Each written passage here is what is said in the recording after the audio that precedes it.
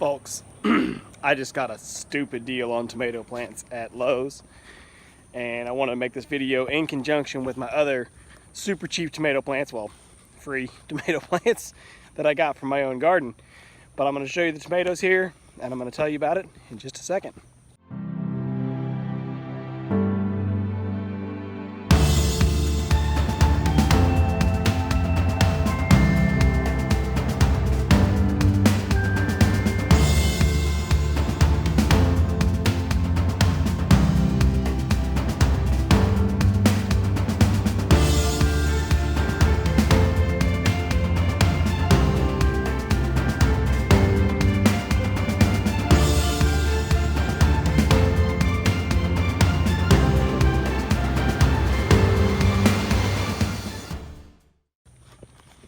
Okay, so we took a general shopping trip to Lowe's.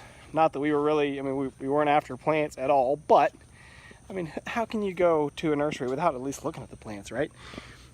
Sorry, I'm picking up tools to go plant these things. So we go over by the garden center just because, and they have this huge amount and a huge selection, really, of, I guess what I would call off-brand tomato plants. So they weren't the Bonnie brand plants. The Bonnie brand plants, they still want $18 for, like a 1 gallon pot with one big tomato plant in it, which is just absolutely stupid. I don't know who pays that for a tomato plant, but it doesn't make any sense to me. God bless the, weekend warriors or whoever the people are that'll pay that. Anyway, but right beside it, they had this huge selection, like I said, of off-brand plants. 5 to 6 plants per pot in some of these things, and the list price was only $7 per pot. Now that's still really expensive for a pot of plants, but you're getting 5 or 6 plants. But right beside that was clearance for $3. Okay, so now they only want $3. So then we start looking a little closer, and I'm like, yeah, that's not a bad price for what you're getting. And then we see another sign that says all tomato plants, excluding Bonnie, 50 cents. So 50 cents. This plant, there's 2 plants in here. Now I don't think I'm going to go to the work of separating them, but this is probably the smallest pot. Most of them have 3 to 4, maybe 5 plants per pot. Okay, all of these 50 cents a piece. Now, update on my cuttings. These were my cuttings that I pruned off my own plants and then just put in compost and rooted up. We've been picking tomatoes off, and that's a little bitty one, but we've been picking full-size Romas off of these plants. I'm finally going to take them out and get them in the garden today. We also picked up these little ones. These are a Cherokee Purple, which is an heirloom. 3 plants. She gave us these for 25 cents. She said, well, if the big ones are 50, you shouldn't pay 50 cents for little ones too. Now, I wanted to share that. I am bragging a little bit, but I want to share that because I have 2 excellent examples here of how to get absolutely cheap plants. Now, why Lowe's had these, where they got them, I'm calling them off-brand because there's no name on the tag that says, like, they're not Bonnie, they're not Lowe's. Oh, here, wait, hang on.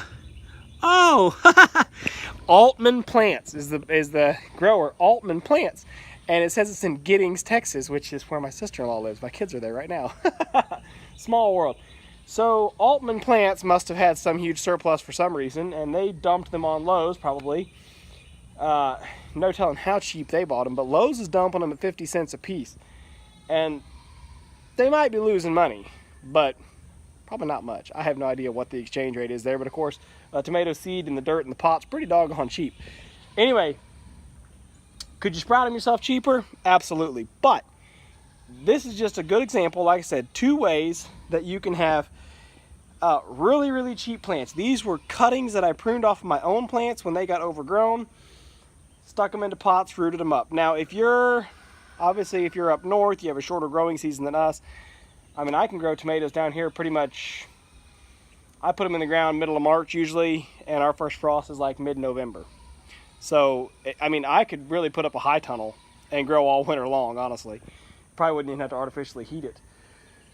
But, you could plant, you could have, even up north, you could have a you know, what I would call kind of a perpetual tomato plant. They are technically perennials. They will grow year round as long as they don't freeze.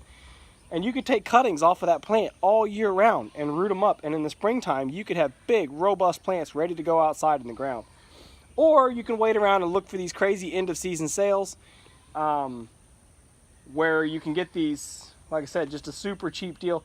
Well, I can't rationalize, again, I know I already went over this, but I can't rationalize how cheap Lowe's must have gotten them. I really wonder if this place just was, you know, this Altman plants was just like, just take them. You know, we're overrun and we got to get rid of them. And they saw that as a quick, easy outlet. I don't know that, but that's the only way that I can make sense of it. Anyway, we're going to get out here to the garden.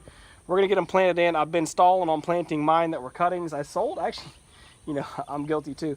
I sold some of these pots of mine that were cuttings. There was 5 to 6 plants per pot, and I sold them for 20 bucks a pot. And I was really proud of that. You know, of course, yeah, Lowe's has one plant that size for $18. So, again, you know, it was really funny to me to see them clearancing these out. And the same size plants in a Bonnie pot right next to it was $10. So, I don't know. I don't get it. But I guess they figured sell them cheap before they died. Because some of them are looking a little burnt. It's getting a little hot for them.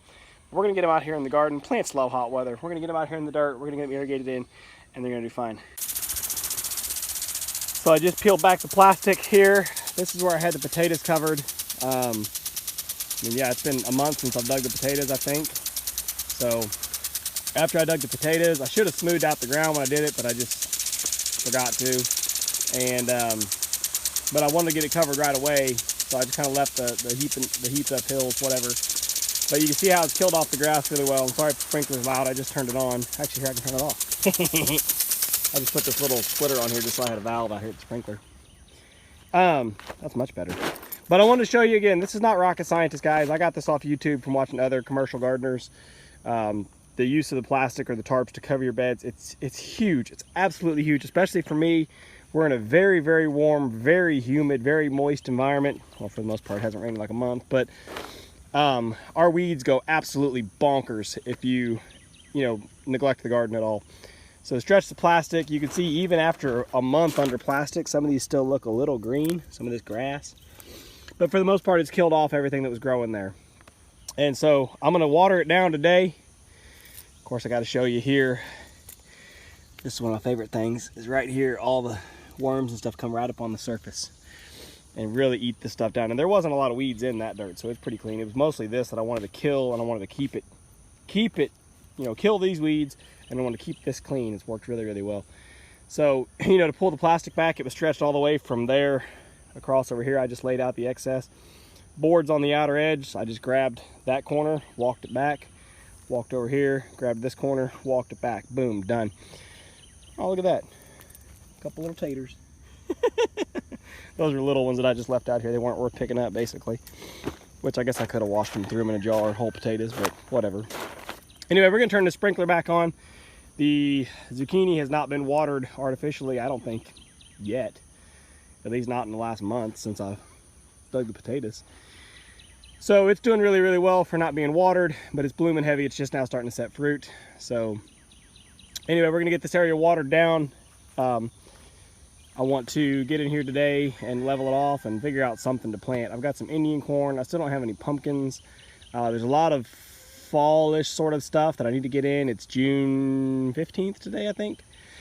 So, you know, still plenty early in the season for us. It's going to get hotter, but if we can keep it under irrigation, we're going to do fine. So we're going to get this watered down, smoothed out. I'm going to get something planted in here today. I don't know what. And then also it's watering down the area where we cropped out the corn. So once that's done, I'm going to grab this plastic, move it around, and I'm going to get it here on the corn, get this area rotting down. And it should be, I think, like 2 more weeks. I should be able to pull the plastic off of the green beans and plant something there too. So trying to keep things rolling forward, but just want to show you guys again, you know, that's my favorite thing. Share the idea. Hopefully some more people, you know, you find a good application for it. You know, you don't have to be a commercial gardener and have everything on perfect little beds and, you know, be a YouTube star to to do this. You just go buy the plastic and do it. I'm still perfecting it for my own model. The big sheets of plastic can be a little cumbersome, but for me, they're working. So we're gonna get this water turned back on. We're gonna set a timer at the house and go on about our rat killing.